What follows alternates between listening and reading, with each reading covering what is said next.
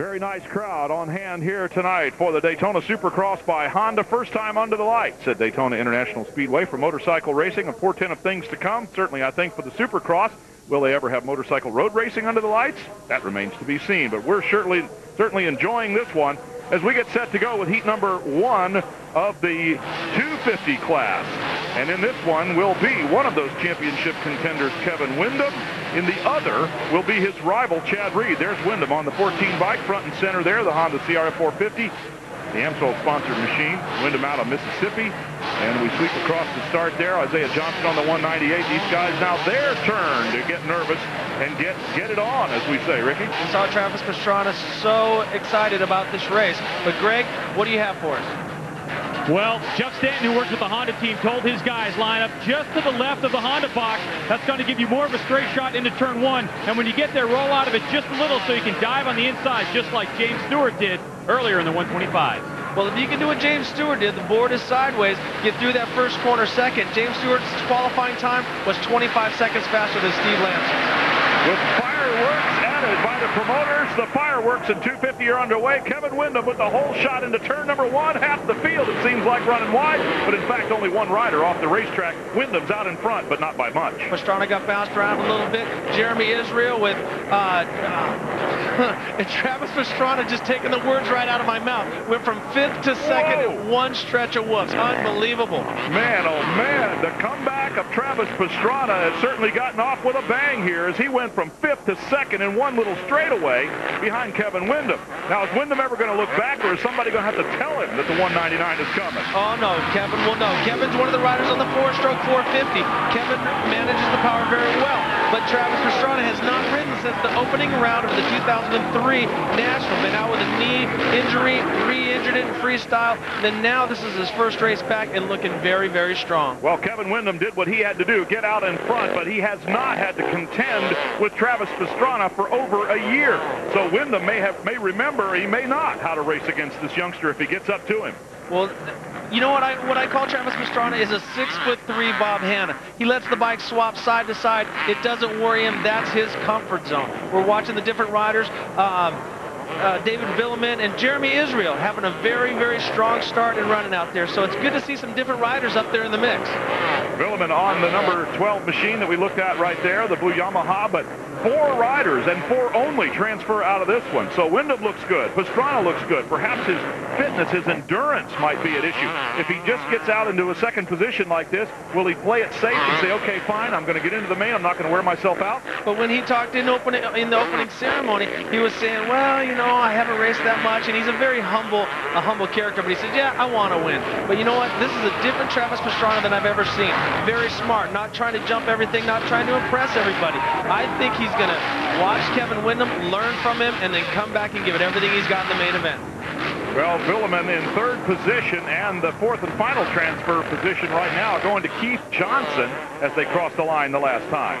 Yeah, my mistake. I thought that was Jeremy Israel, but that's Keith Johnson out there from the East Coast. Keith Johnson, we got 2 of them. We got one from up northeast, and we also got one from New Mexico. Keith Johnson making his debut out here and running very strong. Again, only 4 transfer. If you're just joining us, we had 9 transfer out of the 125 heats, but only 4 in the 250s. They go to a second round in semis, and then finally a last chance qualifier. Looking at the 12 machine of David Villemin right now. David Villemin was one of the only riders to catch, chase down, and beat Ricky Carmichael last year, but hasn't been able to put it through. He was in that controversial scuttle with Kevin Windham at Phoenix. You know, he chopped Kevin chopped him harder. David went flying. They docked Kevin 10 points, but in the rebuttal they got that back. Now we're watching Grant Langston out there. Little interesting, running that little E helmet. He's got the 8, so he's running a little bit of stock car. Maybe he's looking for a little favor down here in Daytona. Nathan Ramsey holding the 4th and final transfer position. This is a battle for 5th. They have to settle the issue with each other before one of them can set out after Ramsey and try to get into the main event here from the heat.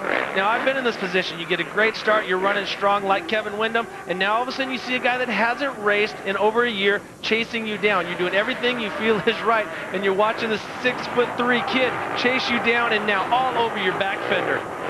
Windham and Pastrana nose to tail right now. Windham still riding in a very controlled fashion. He hasn't panicked under any circumstances. but Pastrana can put panic in you if you haven't felt it in a while. Just being back has given everybody a thrill. Well, Pastrana said in the past that he feels that Kevin Windham is the world's best rider. So smooth, so slick, but now he's learning from him, and let's see what he does with him. Looks like Travis got a little more speed. I was amazed at how fast he went at the test track this week, and it's showing that it's not a fluke. Well, I was going to say, you've been with him for this last week when that decision to come here and race was made, so what is he doing here? Well, he's racing, man. He went out there, did motos, looked strong, was fast, and he's putting it all together. Kevin Windham in the air and just in front of Travis Pastrana right now. 3 laps down, heading for the finish of 4, and it is going to put 4 riders into the main event. It's one thing for Travis to follow Kevin this close, but if he can catch Kevin and pass him, that will give him such an emotional boost going into this main event. But you notice, you see, Travis isn't taking chances. This is not the old Travis that we used to see before. That it was checkers or wreckers. He's out there to learn, and I think he's going to be strong in that main event. A 7-lap race to qualify only 4 riders. Pastrana banking it off the berm behind Kevin Windham right now, and I think Dave Despain has something to add to all of this. We had Beatty Coombs on the other night from Racer X magazine, sort of joining the general opinion, I think, about the unpredictability of Travis Pastrana. A little bobble right there as he tries to reel in Windham. His take on it was, Travis Pastrana could go out and win this race or go out and finish dead last, and neither would surprise me. I think that volatility is what gets this crowd so excited as they watch this kid. And these people are going bananas as he gets up there to race with Kevin Windham. Our esteemed colleague Dave Despain up in the Victory Lane building. We'll be hearing from him from time to time. Right now, we're hearing everything we can stand from Kevin Windham and Travis Pastrana. Stay with us. 877-99 Steel. Welcome back to the Daytona Supercross by Honda under the lights at the Daytona International Speedway. Kevin Windham, Travis Pastrana getting into the lappers already very soon as Windham is still out in front. Pastrana's been hounding him for several laps. Got up to him pretty quick, has not been able to make a move just yet. Greg White. Well, we'll catch Greg in just a moment. He had something to add as Windham has gotten past a couple of lap riders pretty quickly. Are they going to balk Travis Pastrana up a little bit? No. Well, they're not hurting Travis. Travis is getting through him well. But Greg, what do you have for us? Well, first thing, Kevin Windham, I spent some time with him last night, and we talked briefly about how this track is more like an outdoor national than any other track they go to in the Supercross series. He was real confident. The second thing is on Travis Pastrana. We went to his pit and wanted to get a hold of him, but he was back at the hotel. The Suzuki team wanted to keep every bit of energy in him as possible, and my question is Travis going to spend the extra energy to catch Windham, pass him, and win this, or just make it to the main event? Well, if you know Travis Pastrana, like everybody knows Travis Pastrana, he's going to give it all he's got. But he is learning from Kevin. He has a world of respect for Kevin. These two guys rode for Suzuki the year before, and they raced together. As you can see him, he's learning from him. Even though Travis is known as the best freestyler, he knows that Kevin Windham can put sections together. Oh, Kevin Windham just made a mistake that handed Travis Pastrana the lead. So Windham, who was riding flawlessly up until that point, now we'll see if Pastrana can handle the pressure on this final lap. They have just switched positions and are so far in front of everybody else, about 18 seconds in front of third place, but they just swapped spots. Kevin Windham lost rhythm. That's where Brock Kepler had trouble. That's what you try to do is stay on top of all those tabletops, and now Travis Pastrana swapping side to side. Some people might look at that as a mistake, but like I said, this is a 6'3" Bob Hanna who lives in that swapping side-to-side zone.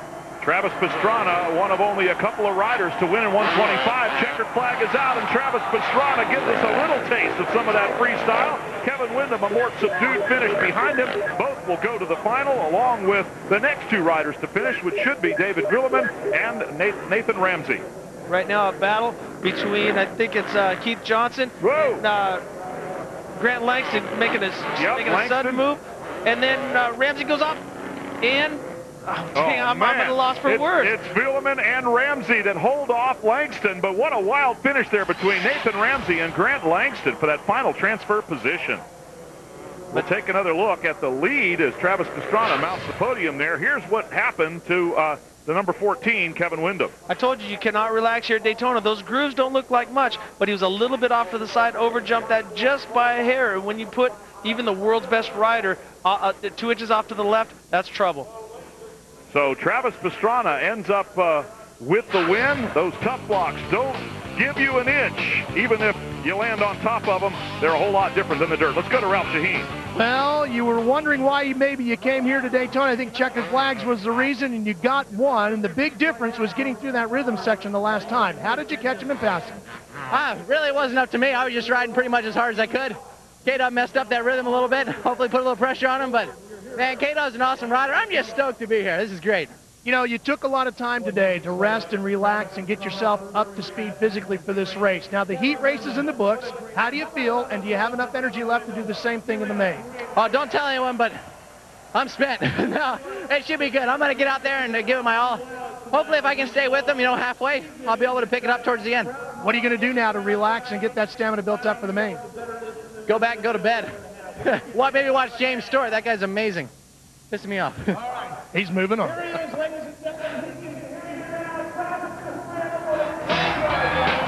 we will come back. We will see more of Travis Pastrana. It'll be a while from now. We got a lot more between then and now.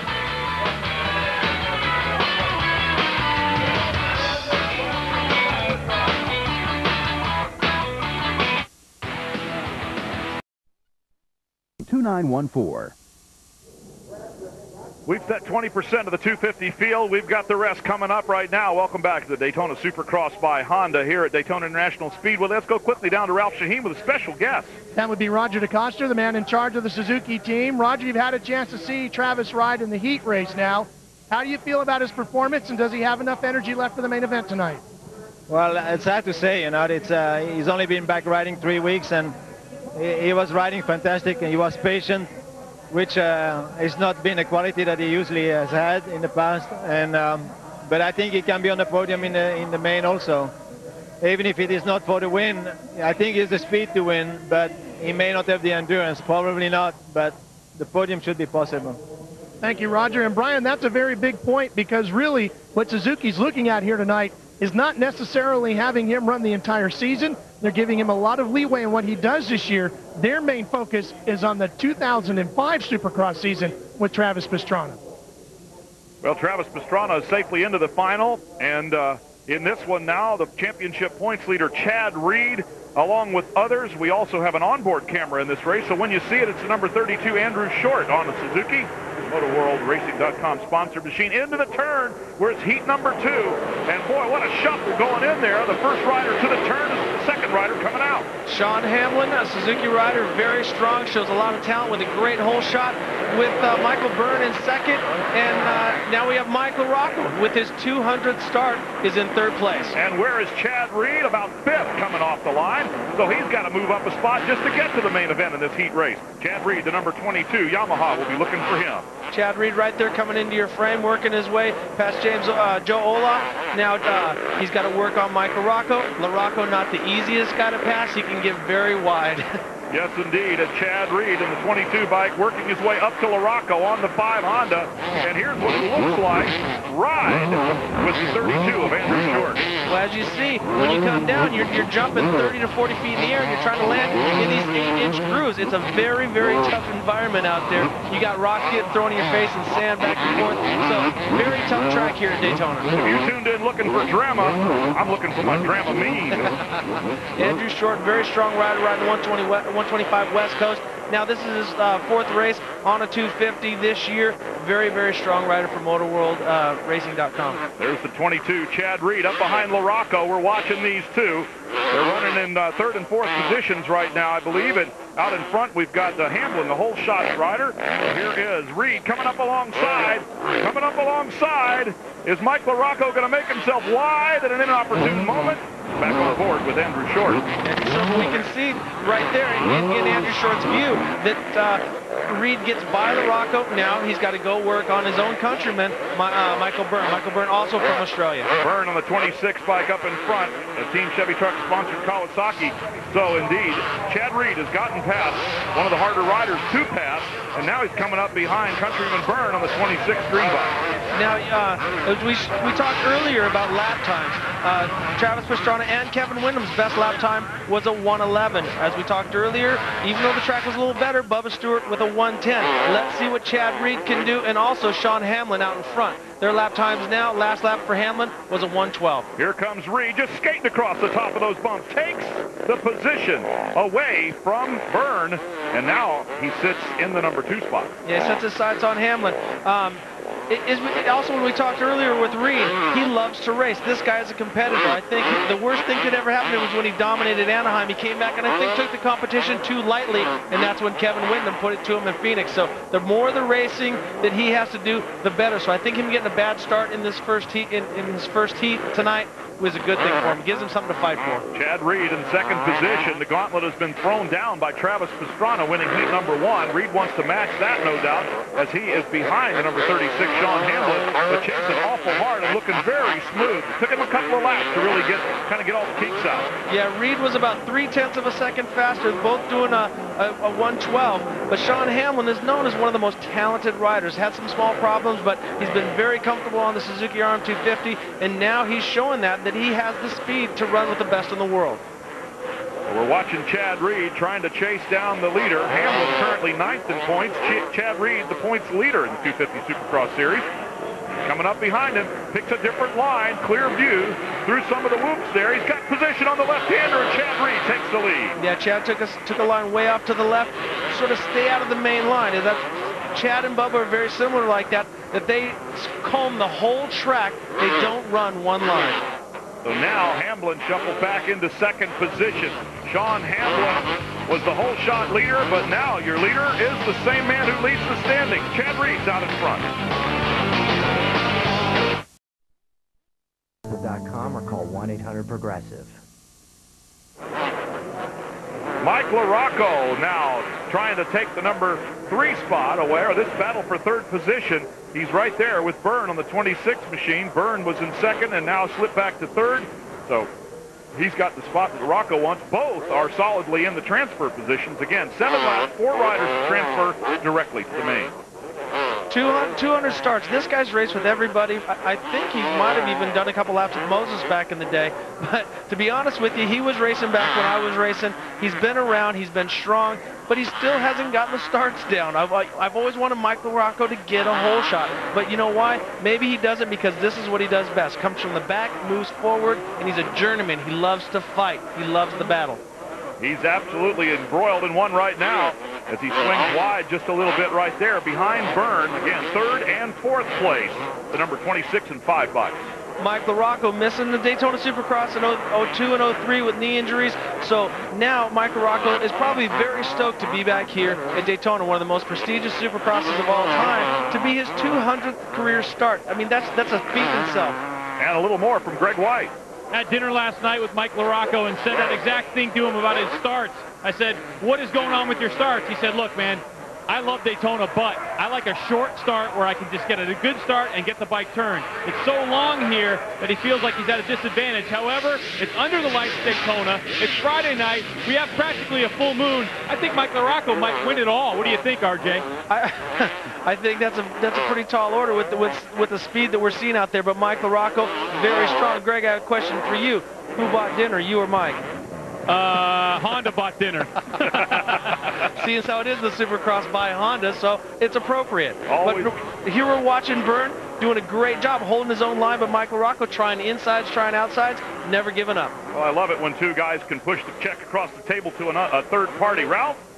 Brian, one other thing that falls into the advantage of a rider like LaRocco, who has tons of experience, is the fact that this racetrack has about 6 different surfaces to it. Grass, sand, limestone, and even some sections where all of that has been combined over the years is really something that nobody, even the Professor Gary Bailey, who makes this racetrack, really knows what that compound is anymore. And as you search around this racetrack, there's different things in different areas. You can tell it by the different colors. And of course, at a normal Supercross, it's pretty much whatever that particular region of the country provides for dirt. Definitely, you're right, Ralph.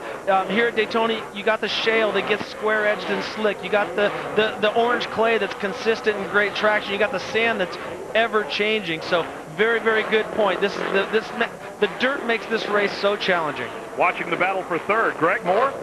Yeah, just on the surface. The thing is, the lights are going from different directions, and when you get into the dark stuff, it's casting shadows on some of the deeper ruts, and the riders are saying it's a little bit difficult to get around. And you can see when they get into the light stuff where Chad Reed is, that The ruts are really easy to see. When you get into the dark stuff, it's kind of sketchy. White flag's out, though, Brian. All right, white flag is out. Speaking of lights, Musco brought in 4 lighting trucks, 120-foot tall towers, 15 lights on each one, 90,000 watts. That's lighting this place up in addition to what they already have here. Chad Reed's down to a 111, just like Wyndham and Pastrana. But look, going back to Byrne and LaRocco, 8 years difference in age. And Mike LaRocco's first ever podium in 250 Supercross came right here in 1989. He was third. Here we're watching Chad Reed. The guy is like a surgeon. He does what needs to be done. And here we go back to LaRocco and Byrne, going tooth and nail. LaRocco is not going to give up. Chad Reed, of course, we chronicled earlier, trying to become the first international rider since Pierre Carsmakers won this race 30 years ago here at Daytona. So a little place in history, a footnote, if you will, to Chad Reed, who is already the Supercross Series leader. He is the leader on the racetrack. He, too, has got 111 laps under the belt right now on a deteriorating course. You said, Ricky, the course slows down. So to do a faster lap or to equal the lap time on a more deteriorated course, Reed's flying, too. Reed is running definitely strong. He brings home the victory. And here's still the dice between Byrne and LaRocco. LaRocco shoots to the outside, tries to gain a little momentum, but Byrne's in position to cut him off. And does, as Mike LaRocco may have to settle for 4th position and be satisfied with simply a spot in the main event, and that will be his 200th Supercross start out of some 240 that have ever been held. Mike LaRocco's got a way high percentage. Well, Mike LaRocco is now in the main event. To make that 200 start, he has to make it to the main event. He's just done so. But somebody that we didn't talk much about and didn't see much was Sean Hamlin. Great job by him. Let's go to Ralph. Well, Chad, once you battled your way to the front, you turned lap times that were competitive to what Pastrana and Wyndham did in the first round. So you must be feeling pretty good about that. Where did you find that speed? I feel great. You know, I just got to get off at the gate and get a good start so I can run with those guys. You know, it's a long race, and I really look forward to it. You know, I really been looking forward to this race for a long time now, and I got my butt kicked really bad last year with Ricky, and try to redeem myself. This is the first time you've had a look at the racetrack under the lights. How is it? It's not too bad. It's a little dark in some places, but you know, everybody has the same challenges as I do, and just really looking forward to the main event. You know, I want to thank my team Yamaha for getting me out there, and Black's running awesome, and all the guys at Thor Hudson Limited and Scott Bridgestone. I'm looking forward to it tonight and putting it up on the winner's circle. Brian? All right, well, Chad Reed is in along with Kevin Wyndham and Travis Pastrana. Mike LaRocco set to make his 200th Supercross start. We're paying off our stories, aren't we? Motorcycle financing can have a funny way of changing on you when you don't expect it. So keep your eyes open and get a straight deal that doesn't change with financing that's as solid as a Honda. Right now, get 0 down payment and lock in a low 6.9% fixed APR for up to 5 years or 3.9% fixed APR for up to 3 years on BTX 1800, Goldwing, or Aquatrax. So head for your Honda dealer today. And remember, it's not just a deal, it's a straight deal, and it's from Honda. A huge crowd on hand, and another one expected tomorrow as we're going to be wrapping up this big Daytona Bike Week here on Speed Channel. All sorts of action for you, concluding with the Daytona 200 by a ride tomorrow. 1:30 p.m. we'll do the pre-race show. The race itself scheduled to start at 2 o'clock, and that'll be the conclusion of a 6-hour motorcycle road racing and dirt track marathon that ought to be a great deal of fun. Well, the crowd had the opportunity to cheer for the man who won 4 of these races in a row. He's the Grand Marshal. Ricky Carmichael, welcome to the show. Before we hear from you, what we want to hear is what everybody else is saying about you, because you're not out there. So they're not trash talking, but we gave them the opportunity to talk about what Supercross is like in the absence of the man who dominates the sport. Listen up.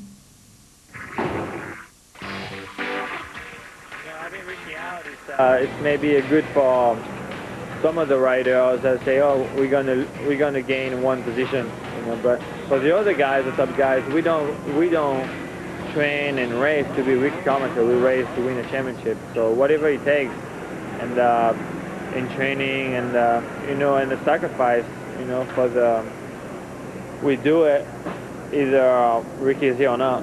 And but there's always some people saying, oh, the 04 champion is going to be champion without Ricky and blah, blah, blah. But I don't feel that way because, you know, Chad beat Ricky 6 times in a row, the 6 last races last year, and he won US Open. I think the best guy out there now is it's Chad, not Ricky. You know, and even if Ricky has 3 titles and all that, you know, it's the past shows that Chad is the #1 guy in Supercross right now. So now the guy to beat is Chad, not Ricky. I hate to have Ricky out, you know, and at the beginning of the season, you know, there was a little bit of injury with Chad too, and I think it was important to have at least one of them too, considering how they did last year, you know, to give some validity to the season and not have a shadow casted over the champion if it wasn't one of those two. But I think if Ricky was here, it would definitely be a 3-way battle. I think if Ricky were here, I think that I would like to think that it would be the same. You know, I did a lot of hard work in the off season and a lot of preparation before my shoulder injury. So, you know, whether he was here or not, I think I was prepared to take him on and to race all 16 races. I know that that's what it takes to beat Ricky in the championship. So, it definitely, you know, bums me out a little bit that he's not here. But I think that being able to be in the position that I am, beating him last year and beating him at the U.S. Open, I think that, you know, I don't feel bad and I don't feel like I'm missing anything by not racing him. I think that, you know, I think that the fans are definitely missing out on a lot of great racing, but I think that I could, you know, hopefully win the title whether he was here or not. Well, I think Reed got the last part of that right. The fans are the ones missing out on seeing you out there. May 16th is going to be your opportunity to come back and shut all those guys up. Are you going to be ready for the opener at Glen Helen? Well, that's the plan. I tell you, I'm looking forward to it, and if everything goes right, I should be ready. I get 6 weeks to prepare, and you know, I've been doing cardio and everything now in rehab, so the only thing I'm lacking now is time on the bike. Knee surgery, of course. I guess we didn't mention that at the top. That's the reason you're here in the first place. Yeah. When Wyndham was hurt, he reevaluated his career and his life, and he came back happier. He came back faster than ever, but it was the first time he really had to sit out. He was sort of in the same situation. Any high-level, life-changing reflections going on for Ricky Carmichael? You going to come back a different guy in any way? I don't think, you know, I'm going to come back a different guy. I think I'm going to come back recharged. I'm still going to have the same attitude that I've always had. You know, it's just, and I'm not out as long as he was. So, for sure. you know, I do realize how much I love the sport and how much more I want to accomplish within myself and personal goals. So, you know, but I'm not going to look at it any different. I'm still going to have the same attitude. What have you seen so far that might help us identify who's going to win this thing tonight? Who impresses you? Well, I think by looking at the heat races, I believe that Reed would be the favorite. I was thinking LaRocco would get up there, but he looked like he was having a tough time in the heat. But he comes around in the main. So I think Kevin will be good, and Pastrana, it's hard to tell. Depends if he keeps it up. He looked really good out there in his heat race, so we'll see what happens. What about the racetrack? Is it going to be as rough, do you think, as what we've seen in the past? Definitely. It's definitely, I was down there on the track, and it was getting a lot rougher than I anticipated it on getting. It's going to be a gnarly main event. Even the only thing we're lacking is heat. So it's going to be rough as always. All right, buddy, listen, good to get back in a hurry. Thanks for stopping by. You're a busy Grand Marshal. Let's talk about Kevin Wyndham. Had a reputation as one of the fastest guys out there, broke the femur. Question was, does this guy want to race? His answer is yes. I mean, I've been around this thing my whole life, and it just managed to kind of suck me back in, and you know, I'm having fun again, and that's the big thing. And as long as I'm in that state of mind and doing it, then I'll be around. You know, it's been a good return. This past year has been something for this guy. Promising flashes of past brilliance, suddenly turning into weekly contention for the win. Well, coming into the season, I didn't know what to expect. The only thing that I had going for me is that I had been testing with Ricky and was doing times competitive with his. So I felt like I felt good. You know, I felt like I could come in and you know, put in some strong results. It was a real test of my mental ability, I guess, after the first Anaheim, because I finished so poorly. I got a 9th, and then to rebound after the next one and get first, and you know, it's kind of giving me the confidence I need to put together some strong wins. It's still a lot of fun right now. You know, I got my time away. You know, and now I'm back, and it almost seems like the second chapter to my life. You know, it's and definitely my racing career, and it wasn't before, and I think that's what kind of caused even my injury and definitely my retirement. But it's great to be back.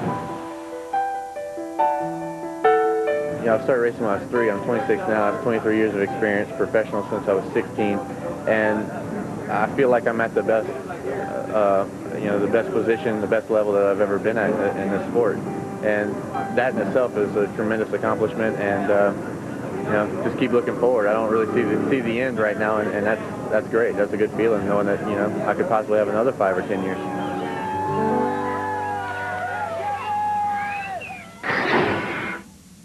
I'll say this, I have not heard one soul say they're not happy to see Kevin Windham back. Gotta love race fans. You know, you come, you pay the big buck for the ticket for the Friday night under the full moon race. And then, these folks pay another $10 to get down there and sit on the banking and stand down by the gate just because they're that much closer to the action. Love those Supercross fans. We'll be right back.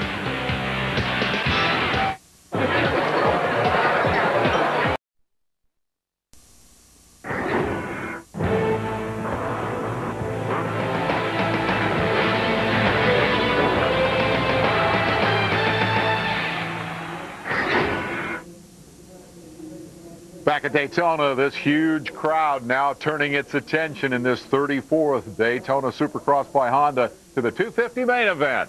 We've had Travis Pastrana and Chad Reed each win a heat race. Pastrana's quicker by 4 seconds. That could be significant. As for Reed, well, it's an old familiar motorcycle racing story. A little kid gets a mini bike, grows up to be a big star. For the Australian kid Putt-Putt, that story has a couple of twists.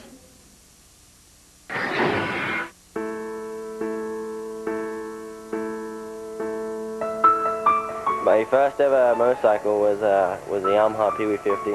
I had that at the age of 3.5, and my dad at the time was really into horses. He rode horses a lot, and you know, me being young, I wanted a horse as well. And then my cousins and my uncle and people like that had motorcycles, and I decided one day that I was to want a motorcycle as well, and we traded the horse in and got the money and went and bought a PW 50. So it was pretty cool, and I remember, you know, riding on the little small you know, lot next to my mom and dad's house, and just learning how to ride, and just, you know, as long as I can remember, really never ever being too much of a problem for me. It just seemed like you know, I was able to do it. And actually I had a nickname when I was young. My mom would call me Putt-Putt because I would ride and I would just keep turning the gas, and I never just would hold it wide open. I would just turn it and turn it. I just wanted to, I don't know, maybe I liked the feeling of turning the thing, but a lot of hard work to get me out of that, and from then on, just seems like everything's steamrolled, and just, you know, trying to be the best I can. By the age of 11, Putt-Putt had made a dozen trips alone to Indonesia to test his racing skills. By age 18, he was the Australian Supercross champ, headed to Europe. His goals were set, his maturity far beyond his years.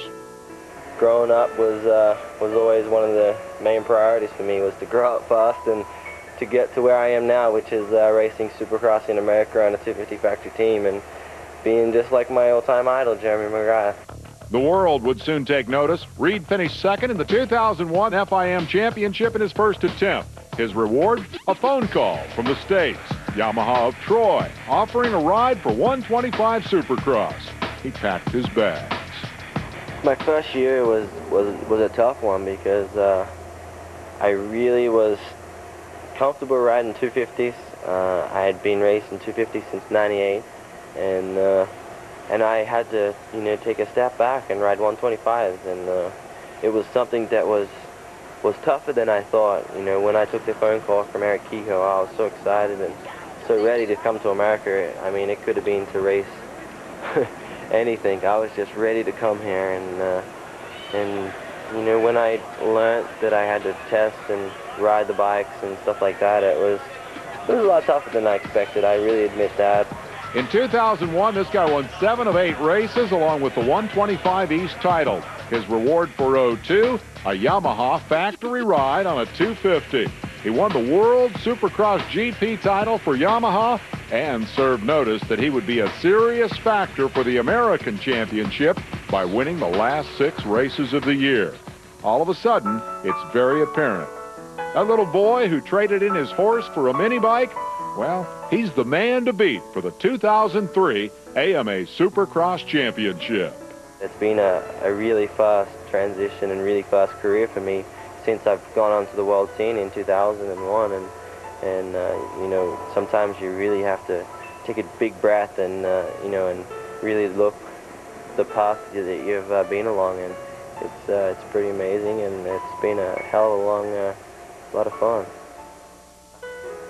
You know, when you're so young and you can control something that's so fast, it's really impressive, and you know, as a person, you really get a kick out of it. And for me, I've never can get too much of that kick. It's a lot of fun, and racing dirt bikes now feels just like I was when I was young. You know, just the jumps are bigger and the highest speeds are a little faster.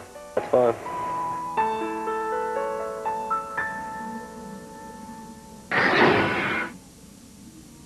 Ever since we started watching the Australians and the Americans have at it in road racing, I've always enjoyed that sort of motorcycling rivalry. Chad Reed was on Wind Tunnel the other night. It really impresses me. For 21 years old, has a very level head, but a great deal of enthusiasm. He's very, very focused. He knows exactly where he wants to go in life. He knows the obstacles that he's got to face to get there. Okay, guys like Ricky Carmichael, but he's ready for the challenge. He's thinking, bring it on. This kid has a very, very bright future in Supercross. Let's go back upstairs to the guys calling the action tonight and qualify some more cats for the big final. Well, we're almost ready to set the rest of the field here, but RJ, I have to know, you know Chad Reed very well yourself, and is he in fact the real deal? Well, I did an interview 2 years ago for Supercross.com with him, and he made a comment. You know, he said, when I came over here, my father told me, if they bleed, you can beat them. And his whole thing was he wanted to get to the 250s. A lot of guys thought, who's this arrogant Australian guy saying he doesn't want to step back to the 125 class? But he was very comfortable on the 250 and wanted to be there. And when he said that, a lot of people took it the wrong way. But as you can see, he's backing up all of his words. He's very mature. He's not here with his parents, you know, babysitting him or anything. He's doing his own thing, and he's become his own man. And when he said about Travis Pastrana, I liked racing against Travis. The more competition for Chad Reed, the better. The guy is a fierce competitor. Well, we're looking forward to seeing him in the main event, but we have to add some company for him. First of all, we put 8 riders in out of the heat races, another 10 from the semis. We got a great crowd on hand here, and we're going to take a look at highlights from the action in the semifinal. Semi number 1. This one was pretty action-packed, and keep an eye out for the number 8 of Grant Langston. You won't see him for a while because a lot of other riders were out in front early, including Jason Thomas on the 38. Jason Thomas out in front, but Grant Langston getting a great run coming back and forth. You can't really see it, but he's got a little E replica. He's got an all-red helmet with a big number 8 on it, hoping for a little bit of that luck, and he brings home the win. When Jason Thomas was the leader, he kind of stalled in the middle of the racetrack and gave everybody else a pretty free run. Langston ends up the winner. We'll take a look at the results from heat number 1. The top 5 qualified, including Langston, Thomas, Nick Way, Keith Johnson, and Tyler Evans, all of whom were among the higher seeded riders, and a nice mix of machines as well. Heat number 2 put another 5 riders in there. And in this one, what a great battle all the way down the line. As you look down the inside, that number 30, remember the cousin that Chad Reed was talking about? That's Craig Anderson. That was who Chad credits for teaching him how to ride. But our cameraman out there, Andrew Short, with a very, very strong ride, got out in front, got a little bit of push from Heath Foss, but Andrew Short bringing it home. He was carrying our camera there in his first heat race. Didn't qualify then, but he sure made a good show of it in semifinal number 2. The transfer position, the final one, also a good race down to the line. Short's long since crossed the finish, but this one went right to the last couple of jumps. Joe Olaf bringing that home. And Olaf, along with Craig Anderson and Pavolny in the 4th position there. So these 5 riders have joined the 5 from semi number 1 and the 8 from the heats event. Now, RJ, they've gone out, they've done some track maintenance, and you know, so things continue to change, not only from the riders' point of view. They're the ones changing it, but now the crew has gone out and made some adjustments as well. As our pro spotter has put out there, this is probably the most maintenance that I've seen Gary Bailey do on a Daytona Supercross track. Also, it is the driest track. You know, they want to keep the track dry for the road race tomorrow, so they've brought the Supercross track in a little bit. But you can see the different dirt. You know, you see the red dirt that they use for the jump, so it stays consistent. You can see the ruts back and forth. A palm tree occasionally to give you that Florida feel. But it's these ruts that will get you. You got the soft sand on top with the hard clay and shale underneath. This track is more like an outdoor. Man, I shouldn't even mention that this year is a lot different than last year. No rain. We were weather plagued 1 year ago here at Daytona, but it has been beautiful all bike week long. Stay with us.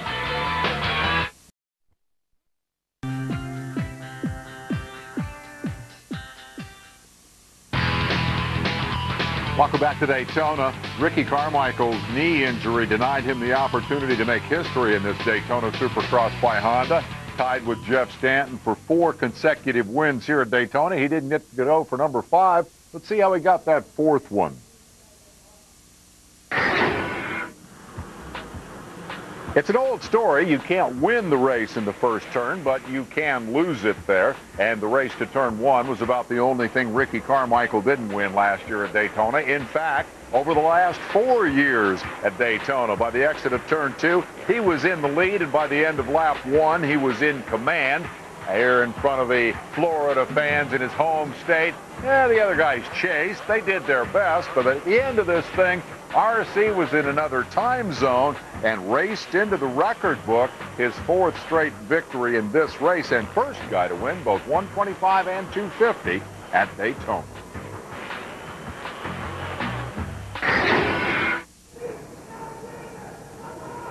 And with that, we turn our attention to the potential for history here tonight. That could be made by Chad Reed. Let's go to the guys who will call the action, Brian Drever and Ricky Johnson. Can't help but being reminded how much different the conditions were a year ago. Ricky Carmichael finishing in the mud. Here's our starting grid. Travis Pastrana with gate choice was the winner of the faster heat. Chad Reed the winner of the other one. Then Wyndham and Sean Hamlin also will get very good start positions. And the start position changes constantly through the night, and so each and every one of these guys has had to really kind of rethink what they want to do before they get this one underway.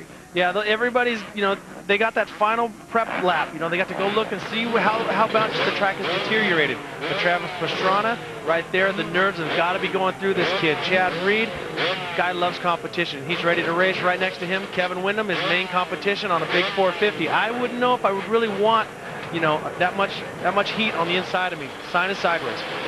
Chad Reed on the box next to Wyndham. Travis Pastrana 3 spots away on the other side. Here we go to turn number 1, and it looks like Reed, but from the outside, Reed, yes, it looks like Chad Reed with the whole shot. Travis Pastrana on the inside, in second place with Sean Hamlin in third, David Villeman, Michael Byrne coming in there, and Craig Anderson was the rider that Reed was bumping on. So 2 cousins were banging back and forth in the first turn at Daytona. Chad Reed and Travis Pastrana at the front of the field right now, but it was the blue bike to turn number 1 first, then second, then first coming off the other side. Here we are. They're still very close together. Travis Pastrana back in third position right now. Chad Reed out in front. We heard him say at the beginning of the show, and we've heard him say all week long how much he wants to win this race that was denied him a year ago. Yep, Chad Reed wants to win Daytona. It's the most prestigious Supercross out there because of the International Flair Bike Week and everything like that. He's also one of the only riders that will be able to win it on a 125 and a 250. Only that's a very small class. But Travis Pastrana in second place with Sean Hamlin right behind him. I think you're going to see Pastrana be smart. He knows he's got a long race ahead of him. He wants to play it smooth. But also, Chad Reed cannot relax. This track, remember, has been biting people. Reed, then Pastrana, then Hamlin, 1, 2, 3, and I think Greg White can add to all this. Oh, absolutely. Chad Reed, he's got a lot of composure. RJ knows about composure. Right before they went out for the race, Chad Reed sat there and he threw me a big yawn and a thumbs up and said, I'm ready for this race, no problem. Yeah, Chad Reed, one of those guys that is just the epitome of a racer. His dad told him, if they bleed, you can beat them, and he's out there beating the best in the world right now. The big loser on this whole start here, not necessarily by choice, but was the number 14, Kevin Wyndham. He was 9th at the end of the first lap, so he's really got a long way to go. Grant Langston is a couple of spots behind him. The 30 of Craig Anderson is right there with him, and it is Kevin Wyndham who's fighting his way towards the front. He's up to 8th at the moment, maybe even a little higher than that. And right in front of him is the Ironman, Mike LaRocco. He has now started his 200th race. Let's see what he can do. He's had a lot of top 5s here at Daytona, but has never won the Daytona Supercross. So it is something of a teammate, a fellow Honda rider at least, Kevin Wyndham chasing Mike LaRocco, who has completed a record 200th start in Supercross. and he just continues going. Ironman Mike LaRocco. Kevin Windham all over it. Like you say, they are AMSOIL Honda teammates, but you know what? When it's time to go, it's time to go. Both of those guys don't worry about rubbing on each other a little bit. They know they might have to get close, but they're not going to take each other out. LaRocco holding off Windham for the moment. Reed holding off Pastrana as well up front with Hamlin third, Byrne fourth, Buehleman in fifth. Then it's LaRocco and Windham, the battle we're watching here, and it still goes on. LaRocco in the air, Windham coming up close to him. Can he make a move on this part of the racetrack? He cuts inside but can't get by. This is one of those times in the race when you're out there like Windham now getting by Mike LaRocco, but Mike LaRocco still stuffing it back on the inside. That's the one thing about LaRocco. You cannot give him an inch because he'll stuff it right back in. And keep in mind that Kevin Windham is much more embroiled in this championship than LaRocco. LaRocco fourth in points, Windham second. Chad Reed is out in front. LaRocco's losing big points here for the title in the 2004 Supercross. Well, Windham's looking over to the next track, and he sees how far Reed is out in front. That's one of the things about this race. You know you have so much time and so much pain to endure, but then again, you look over and you see your competition pulling further and further away, and you just think, screw it, I'm going to deal with the pain. I'll deal with the pain later. It's time to charge now. So out in front, it's Reed. We're watching a lot of really good battles, a little bit deeper in the field. We got an incident. Michael LaRocco hooking his front brake. What happened there, Brian, was come into the corner, right-hander, and the little knob on the end of the front brake, grab that plastic baggie on that hay bale, and it pulls the front brake to stop, and down he goes. So LaRocco loses the number 6 position to Windham, and Grant Langston is right there behind Mike LaRocco now. So see if Langston can take advantage. There is the number 8 machine of Langston, who was sat down for a race. Langston, the sole KTM rider out there and past world champion. He's been one of those riders that has shown unbelievable speed, and he's also hit the ground very, very hard. But Grant Langston, a very, very tough competitor from South Africa, so he's going to keep flying. Langston's finished 5th in San Francisco for the season. He struggled a little bit here in the 2004 Supercross Series. There's Chad Reed, your leader, on the Yamaha, out in front right now, and unchallenged for the moment anyway by Pastrana, who has kept him close, only a couple of seconds back. A little bobble by Reed, as Pastrana will be right there to pound. You can listen to the power of Chad Reed's bike. He's so patient. He picks his move. I'd say he's the smartest racer out there. Ricky Carmichael was more of a brute force racer that was just charged 100%. Chad Reed, a little more calculated, takes his time. If he doesn't feel right, he'll not jump a double. Ricky Carmichael, anytime it was jumpable, go for it. Chad Reed's fastest lap, and you just saw it on the bottom of the screen a moment ago, came on the most recent lap. So Chad Reed isn't slowing down. He's getting faster here, only a few laps into this race. And it is a 20-lap event, so we're only about a quarter of the way there. Stay with us, a lot more action to come. We did all the work, so you get to have all the fun. Presenting the Aqua Tracks from Honda, the only all-4-stroke lineup of personal watercraft in the world, including the brand new turbocharged 2-seater, the R12X. Advanced 4-stroke technology means high performance and low pollution. So the water stays cleaner, man. And so does the air. It's just what you'd expect from Honda. Pure performance. To find a dealer near you, visit Honda.com. Passion, power, excitement. Motorcycles, they make your pulse race. Get paid for doing what you love by training for it. Back at the Daytona Supercross by Honda. And watching some battles throughout the field here. The number 12 bike of David Buehleman. Buehleman is running in 6th position.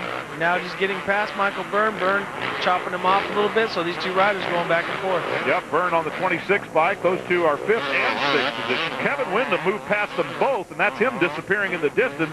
He's all the way up to 4th, so Kevin Windham took advantage of a little bobble by Mike LaRocco and was able to get away after battling with him for a while, and he's closing on the leaders. He's getting closer all the time, and he's definitely moved up from 9th place on lap 1 to 4th right now. Kevin Windham running very, very strong. Also was a very strong finisher in all the Supercross races. So physically, Kevin's ready to go and to keep charging. But two of the guys that we haven't been seeing much of is Travis Pastrana and Sean Hamlin. Both riders running very strong, but Michael Byrne fighting his way back past Buehleman and now putting about 3 seconds on him. Chad Reed, our leader, is up into the lap riders right now. Let's go down to Greg White. Thanks. I'm down here with Ricky Carmichael. We're just hanging out, and I want to ask you, how difficult is it for Chad Reed right now to maintain his mental focus? Probably not too difficult because Pastrana's still kind of, they're at that breaking point. But when he does get far out, he's probably going to enjoy the moment, So mentally, it is pretty easy. You find other things to do to kind of keep you focused. How big is it to win Daytona? Oh, it's the biggest race of the year, single race to win. It's almost like its own little championship.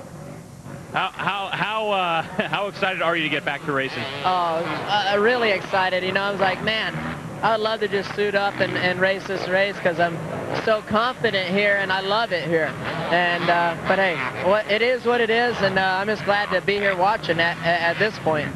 And we'll get more of you Tuesday, right, on Two Wheel Tuesday. Heck yeah, I can't reveal too much because we got to have something good for the show. All right, thanks, Brian. Watching Chad Reed out in front right now. His record here at Daytona, a winner in the 125, a runner-up to Ricky Carmichael in the 250 race a year ago. So Chad Reed wants very much to win it. We've heard him say it. He's getting it done out there right now. We have finished 7 laps, and only Reed and Pastrana have done so. The rest have yet to cross the finish line. Travis Pastrana running very, very strong, but he's saving energy. You watch Travis out there, he's got that long 6'3" body, and he's just playing it smooth, playing it very smart. Now we're watching the dice between Mike LaRocco catching up to David Villeman. LaRocco's one of those guys that you can set a watch off of. He goes the same lap after lap, and every time in the heat race, his fastest lap is always the end. All right, Chad Reed out in front, Travis Pastrana in second position. Both of them have been 125 winners. Only Ricky Carmichael has won both the 125 and 250. Kevin Windham closing on third place. Sean Hamblin now. So Windham is completing a very impressive run to the front from 9th place on lap 1. Kevin Windham keeps charging forward. He's racing for the championship. He's not going to give up. He knows he lost a little ground, but here we can watch him. He's getting in closer and closer to Sean Hamblin, and now he worked himself just past him. Just side by side, Hamblin edges back in front again through this timing section, and Kevin Windham on his number 14 Honda still trying to get it done. That's a 4-stroke bike, and Sean Hamblin is on a 2-stroke, so that could be the difference through that little timing section maybe. A very impressive run for Windham. He's been working his way up through. He doesn't lose his focus. You watch how smooth he is. He doesn't override the 4-stroke. He's got a lot of composure. Him and Chad Reed are the most composed riders out on the track, and even though he got past Hamlin got back by him, he's still going to keep working. He's just going to keep moving forward. Great racing and side-by-side action as Sean Hamlin is not willing to give up that position. We should add that they're only about 4 seconds behind, maybe 5 seconds behind Travis Pastrana in second place. So if Kevin Windham continues at the pace that he is right now, he could move up and get another runner-up finish perhaps here today. As good as that would be an incredible run to the front. Well, definitely, and that's one of the things when you're racing for a championship, you can't give up those points. Unfortunately for Kevin, that's the biggest point split between first and seconds is that 3 points, and you hate to give those up week after week, but definitely, if Chad Reed's in first, Kevin Windham has to be in second if he wants a chance at the Supercross championship. So let's go down for more with Ralph. Brian, one of the keys for Kevin Windham is the access to Jeff Stanton, another former Honda star who's had great success at this facility. And talking to Jeff earlier today, we were discussing the 2 rhythm sections at the far ends of this racetrack that are different than they have been here in years past. And RJ, one of the things that Jeff talked about was not over-engineering those rhythm sections. Don't try to triple where you don't need to. Just get yourself through it, but get yourself through it consistently each and every time. Here's Kevin Windham working his way towards the front, currently running in third position, a position that he has never enjoyed at a finish this season yet.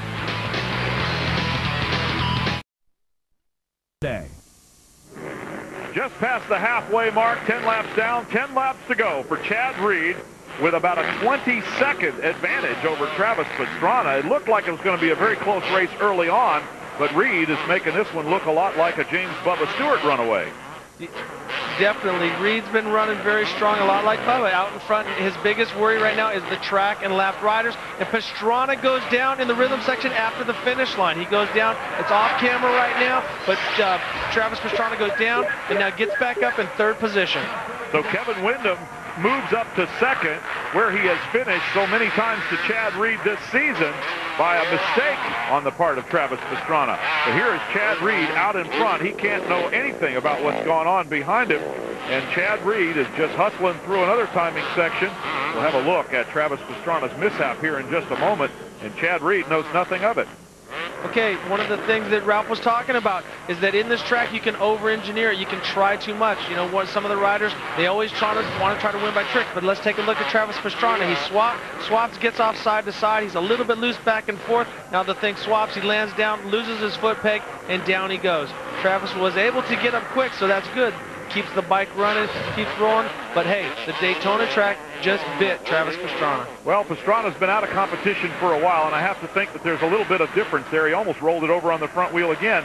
And here comes the number 5 of LaRocco up behind him and past him, it looks like. And Pastrana seems to have kind of lost his confidence a little bit and maybe even lost his rhythm. Being out of competition so long has to hurt you. Yeah, I'm not going to throw any stones right now at Travis Pastrana. For him to come out, win a heat race, run second quick in practice to Chad Reed, and then be up in front this whole time, hey, this track beats you up like you can't believe. So Travis Pastrana, my hat is off to him. I think he's gonna come back and shock the world. Oh, I think we could have a whole cheering section for Travis Pastrana and what he has accomplished out here today. But the fact is, he's just not quite the Travis Pastrana capable of winning this race. Ralph? Brian, one of the keys is something we talked about a little while back earlier tonight was the fact that this is not a race that is going to be determining the future of Travis Pastrana. He was telling me earlier that, you know, he might still run St. Louis, he might not. This was just a race that they started feeling pretty good about, and so he decided to come run this.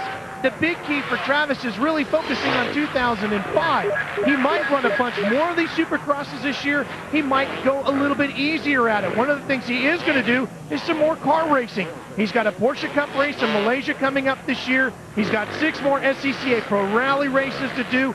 And most importantly, it's prepping himself mentally for 2005. He really felt strong about tonight because he ran 2 20-minute motos and then rode his bicycle 20 miles back to the hotel to prove to Roger DeCosta that, hey, physically, I'm fit. Mentally, I feel good. But we're going to get ourselves back into this racing game and go after it in 2005. All right, well, Travis Pastrana having a look over at the number 12 of David Vuillemin, and Pastrana losing another spot. But talk about runs to the front. We already chronicled Kevin Windham going from 9th to 2nd. Mike LaRocco was 8th about the same time, and he's moved all the way up to 3rd. Past Hamlin? Yeah, Hamlin, exactly. Hamlin, Pastrana, everybody. But you know what, though? We keep watching Travis Pastrana around there. He's out of gas. And when you can box and spar and do everything, but when you get into a fight, you use up energy that you didn't know you have. And so Travis Pastrana is doing a great job. He's still out there. He's still in the game, and he's still in the top 10. So he's running awesome. But Mike LaRocco, they don't call him Iron Mike for nothing because he stays in there. He keeps banging away. And he's one of those riders that even though Windham was a little bit quicker, don't count out Mike LaRocco. He has a way of finding speed. Right now we're watching Michael Byrne work his way back up. Travis just a little worse for where. Oh, down he goes. Didn't see Byrne on the inside there, and they tangled up a little bit. So Travis Pastrana down on the course. You see the safety workers warning the other riders to go around him. Pastrana's up. The bike is running. He remounts and continues. We saw Nathan Ramsey, Nick Way, and also Sean Hamlin go by Pastrana. Nick Way with a terrible start working his way back up. As we take another look at this, Travis sits down just a little bit tired. Byrne squares him up. He just kind of relaxed in the groove, then stuck, then boom, down he goes. When you're out of energy like that, it just seems like nothing goes right. In Travis Pastrana's world right now, this is the longest day or the longest moto of his life. But you know what, though? He'll come back strong. Chad Reed has completed 13 laps. He has led every one of them. And is he on his way to his first 250 Supercross victory at Daytona? We'll see. Another lap in the books for Chad Reed out in front. He has no one to race, just the course itself, his own fitness, his own determination, focus, and concentration as he comes up behind the 64 of James Pavolny on a Honda 2-stroke. Goes right by him. Yeah, working his way through the crowd. Right now, his biggest threat is the lappers and these ruts out there. But Chad, very, very smart. He knows he's got a big lead. He's not going to take any chances. He doesn't need to impress anybody right now because he already has done that. He's way out in front. Chad Reed on the number 22 factory Yamaha. a two-stroke machine. Makes his home in Dade City, Florida. Wyndham there with a little bobble, but recovered nicely. Kevin Wyndham running in second position, about 27 seconds behind Reed. So Reed and Wyndham and Reed, that's been the story all 2004 Supercross series. Tonight it's Chad Reed's night again, and Kevin Wyndham may have to settle for second position. There's still a lot of laps to go, though, 6 in fact, and it seems like a long way to the finish line when you look at it like that. We saw Kevin Wyndham out in front and with a slightly comfortable lead over Travis Pastrana and make a mistake. This track has a way of biting you, so nobody can relax until the checker flag falls. Until you have that Daytona trophy in your hand, you better not relax because this track can come back to bite you. Alongside and past the number 30 bike right now goes Kevin Wyndham. It's Craig Anderson that he just passed and put a lap down. We should add that Chad Reed, there's the mistake, and Pastrana's right behind him. Chad Reed down. Chad Reed lapping Travis Pastrana and then making a small mistake. It was just off camera, but we saw him go down, pick himself back up. Like I said, you can't relax on this track. It'll bite you. So Pastrana looked like he was right there, but in fact, you're right. He lapped him. We'll take another look at it here. Chad Reed, just a momentary lapse. Well, he just comes across the inside, loses his footing, he goes down in a very, very high-speed area. So luckily for Chad, he did not hit harder than that. But, you know, just came in, lost his footing a little bit, missed his peg, and down he goes. And luckily for him, he had such a big lead that he didn't lose a position. In fact, barely lost any of the lead that he had built up over the first 14 laps. You watch how this track just gets so rough and so brutal on the riders and the machines. You try to set your bike up to do all these different things, and it's almost impossible because it's not like a typical sand track. You have that layer of grass, so it gets a sharp edge, and the bumps become almost negative, so they want to deflect this. It's rare you see bikes swap anymore, but you see it at Daytona because of the grass warps. Chad Reed still working it, still showing great form. Back to Mike LaRocco on the number 5 bike, running in third position. Iron Mike in his 200 Supercross start is going to stand on the box if things stay the way they are. This guy's a stud. I mean, I've watched him win 500 championships, 250s. I mean, the guy just keeps going and going. And now he's one of them guys like John Dowd that gets better in some cases with age. We're still working on those starts, but you got to take your hat off to this man. He is one strong man. He's now he's 11 seconds behind Kevin Wyndham, but this race isn't over. Mike LaRocco on the 5 bike right there, where each rider involved in his own little personal battle had high goals, I'm sure. Each one of them had goals of winning this race. They'll have to satisfy themselves with what they've accomplished instead when it's all over. There is Mike LaRocco working his way around the racetrack. If Mike LaRocco makes it up here, he's going to get 6 podiums this year out of 10 rounds. So Mike LaRocco, very strong, very consistent. And speaking of goals, David Villeman thought he would do a lot better here at Daytona this season. After this place has been something of a disappointment in the past, he's actually been a spectator at this event previously. David Villeman, running in 5th position right now, has done pretty well. Maybe not as well as he expected. We heard from him earlier. David Villeman's been one of those riders that's been believable fast. So there is Villeman. Chad Reed on a similar machine is out in front. Daytona Supercross by Honda coming to a close.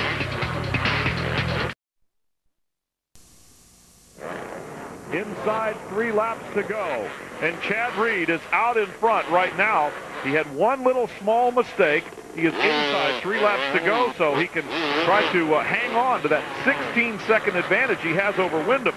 Wyndham was nearly 30 seconds behind him at one point, and it's closed the gap tremendously.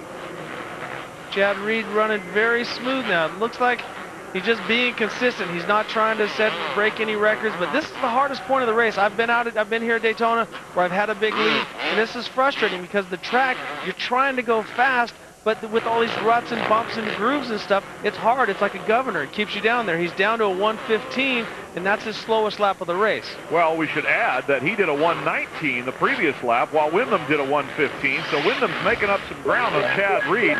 Take a look here at the 14 bike of Kevin Wyndham, the 4-stroke Honda versus the 2-stroke Yamaha. Is the battle right now, not only for the championship, but here at Daytona as well. We still have 2 laps remaining to decide this one, and as you have already said, anything can happen.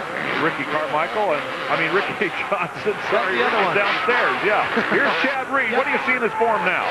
Chad Reed just running clean right now, just not making a mistake. He's taking a little extra time as he comes over the jump, wants to land right on the downside so he gets maximum time to set up for each rut. He does not want to over jump anything here at Daytona because it puts you into a really steep face whoop, or it puts you right into a rut. And if you're off a little bit, we've watched him bite riders all night long. Remember in the 125, Bubba Stewart almost over the bars 2 laps from the end. All right, Ralph Shaheen, what does it look like from your position? Well, Brian, I went down and talked to some of the crew guys down here, and they can't seem to pick out exactly what the problem is, but it seems to be exaggerated with Chad Reed's bike under braking. White flag, final lap for Chad Reed. No matter what it is, he perhaps, and I say perhaps because anything can happen, has enough of an advantage to ride that full lap all the way to the finish line. 1 minute and 15 seconds roughly for Chad Reed to survive and become a Daytona 250 Supercross winner. Second place, Kevin Windham, just on the gas, hoping and praying that he can catch Chad Reed on this final lap if anything happens to him. Right now, Chad knows right where Kevin is at, and he's just taking his time. If we do have a problem with Chad Reed's bike smoking more under braking, more than likely when he fell down, if he went up against the hay bale, he could have melted some of the plastic onto the rotor, and it's just melting off. So maybe the rotor's getting a little hotter, and it's throwing up some smoke. But right now, I think he could go around with no brakes and just roll around, which he's taking his time. Well, he certainly is taking his time. 1 minute, 17 second lap ago. He's got a 14-second advantage. He can afford to slow down quite a bit more, Chad Reed, and still hang on to win this Daytona Supercross 2004 and extend his points lead in the championship. There's Kevin Windham still on the gas. Yeah, still giving it a go, but as you can see, this track has a way of stealing your momentum. You know, Gary Bailey designs an awesome track, a very rough track, but he also designs it so that it'll get more and more rough, more like an outdoor. So that's what's tricked a lot of guys, and here's Chad Reed. Chad Reed takes the checkered flag, the fireworks, the celebration by his team. Kevin Windham will follow him home in second position. And once again, the two main players in the 2004 Supercross Championship are going to finish 1 and 2. Chad Reed obviously has, well, he's not, we can't tell if he's hurting or whether he's just emotional. And Greg White is in the area right there. Perhaps we'll get a word with Greg real quick, and we'll find out a little bit more about what's going on with Chad Reed. The crowd is enjoying the celebration by the Yamaha team, and their number 22 rider, the Australian Chad Reed, has become the first international rider in 30 years to win the Daytona Supercross. The man who did it 30 years ago, Pierre Carsmakers, is on hand and watching. So there is the gathering around Chad Reed. It seems as though he just took a moment to kind of gather his thoughts. And Greg White? Yeah, I'm down here. Chad, what's going on? It was a great win for you. You seem like you're hurting a little bit. What's up? Yeah, I just had a pretty big crash and just hurt my side and just totally took my breath away, and just I was like struggling to stand up, and this is not a track you need to struggle to stand up on, and it kind of just hit me like right in the side, and just I was kind of dry reaching a little bit, but I'm fine. I got the win, which was what I wanted, and I'm glad to get a mistake out of the way and still be able to win. And I thank all the guys at Yamaha for giving me a great bike and being able to win, and all the guys at Thor Putts Unlimited, all the guys at Bridgestone, Scott. Everyone did a great job, and I was just lucky that I won because I could have blown that for myself and the team. Let's get you to the podium. Congratulations. Thanks a lot. Well, a somewhat subdued Chad Reed said he hurt himself pretty bad. It was apparently a worse get-off than it looked like. Yeah, he had a lot of speed. He ran along the sides. It sounded like it knocked the wind out of him. Maybe cracked a rib or something like that. We've seen some guys get bruised lungs. We've had it happen to Sean Hamblin and Nick Way over the past couple weeks. So there's Chad Reed climbing on and back off his motorcycle, and you can tell he's obviously hurting just a little bit. So what we thought might be a joyous celebration is, in fact, a young man who's dinged up a little bit and feeling the effects of a 20-lap Daytona Supercross course. That was a tough one here tonight. Well, he's a tough kid, man, and he bounced right back up, got going. It was always kind of my theory was get up before the pain sets in and keep going, and definitely Chad Reed had to do that. But awesome ride for Chad Reed, awesome ride for James Stewart. Chad Reed walking away from the finish line. Again, the first rider other than an American to win here at Daytona. Doc Bodner, who does all the stuff with the people from Asterisk, and it's great to have those guys on call. Every time the rider gets hurt or something like that, they're there. They also, Asterisk provides a X-ray and basically an emergency ward for all the riders at all the Supercross events. That's also manager Bobby Moore and trainer Jeff Spencer. One other look at the crowd now filing its way out of the grandstand. I have to think that this move to Friday night under the lights, it was certainly different. And Rick Johnson, one of the bigger crowds I think we've seen here in recent years, maybe one of the biggest ever. I think it was a great success. You know, a lot of people said, oh, the lights weren't going to work and this and that. It was an awesome show. Gary Bailey put on a great track. The crowd came out. The people from Daytona, you know, let the people buy a bonus pack for, there's a lucky fan with Bubba's jersey. You know, let the riders come down and get closer. Daytona, you're always so far away when you're up in the stands, but let the people get down close to the track, let them see the track, let them smell the fumes and everything. So all in all, I think this the 2004 Daytona Supercross was a success. I think I'll add my endorsement for the idea as well. It was very, very special. One of the most exciting things we've seen here within the confines of the Daytona International Speedway on two wheels. Of course, we've got a lot going on. There's the Professor Gary Bailey that designed the course. He's probably getting a little bit of word from Chad Reed saying, you know, you could have made it just a little bit. Could you figure out a way to make it get easier towards the end, Gary? Gary, why couldn't you have a hay bale over there right, so I could fall on it and it'd be a little bit softer? But, you know, Gary's done this for years, and on Thursday night we had a track walk, and everyone kind of gave their 2 cents. Gary got a little sensitive, didn't like getting advice from everybody, but, you know, he's done a great job, and as Bevo Forte, our spotter, had said, there was more maintenance tonight than any other year. So congratulations to the winner. Congratulations to the man who designed the track and gave us such a great competition. We're all winners here tonight. And scooters. The crowd are headed home, and what a show they've seen here tonight. Chad Reed doing the business. He had the goal. Goals carry a price tag, and so tonight he has the trophy, but he also has the pain. Let's go up top. All right, Chad Reed indeed finishing in first position there and sort of limping his way towards the podium. But Kevin Windham, I can't help but be impressed by the run that he made up to get second place, but also a little depressed for him in that he has to win races at this time of the year, Rick Johnson, and not finish second. Nevertheless, let's take another look at Kevin Windham's remarkable run from 9th place on lap 1 to the front. Right now, going past Craig Anderson, working his way through the pack. Kevin Windham is so smooth, perfect body position. Here he goes, works on, gets behind Mike LaRocco. LaRocco gets hung on the bail. He keeps working his way up, passes Sean Hamlin, just keeps it rolling. At this point, you know, Travis Pastrana ended up going down, but Kevin Windham, awesome race, but like you say, he's winning some battles, but he's losing the war slow. So let's go downstairs now. Ralph Shaheen is with our runner-up finisher. And we are standing here with Kevin Windham, and we've been discussing the race, and the big thing you're telling me about was all about the start, coming out of the gate. What went wrong?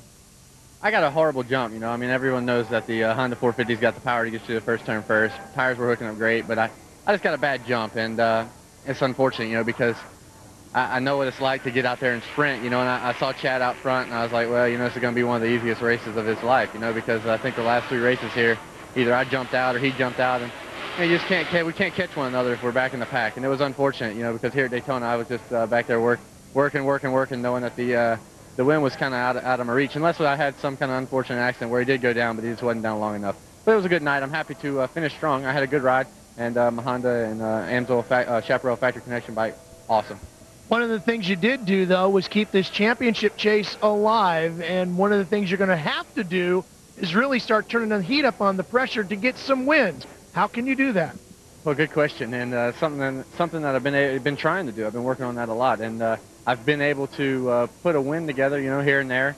But the problem is I just can't string a couple in a row, and that's the difference, you know. And the beginning of the season, I got that bad start to the season. I finished 9th. That was horrible, and gave him that cushion. And you know, I guess he's somewhat on cruise control now, and he's able to string a couple of them together. And I got to stop that now because we're getting to the past the halfway point now, and it's never been more critical than now. He's proven he can do it, though, Brian.